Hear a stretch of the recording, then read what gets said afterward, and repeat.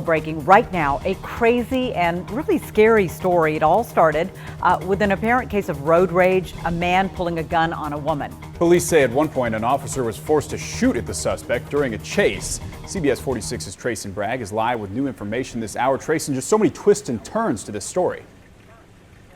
Yeah, Rob, this is definitely an unusual story. Investigators say at some point a gun was actually pulled inside this parking lot here at the Krispy Kremes. That led to an officer-involved shooting just blocks from here.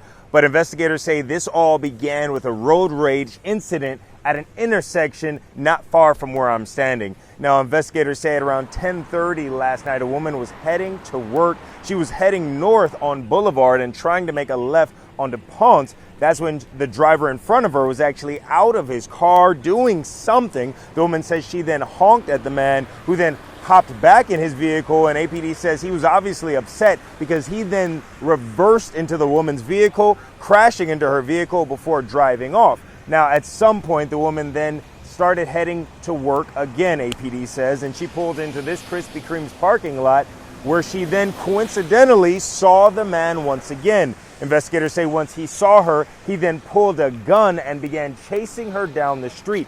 Luckily, she was able to get away from him and flag down several off-duty APD officers. APD officers then say minutes later, they saw the man again and a foot pursuit began. They chased him down to Penn Street, where they eventually demanded that the man take his hands out of his pockets. They say he brought his hands out of his pockets as if he had a gun, and that's when an officer, they say, was forced to shoot at him, but he missed the man. He fired 2 shots, but again, that man was not hit. Now, that's just the first part of that story. Coming up at 6:30, I'll tell you the second half of this story, and trust me, it is not over yet.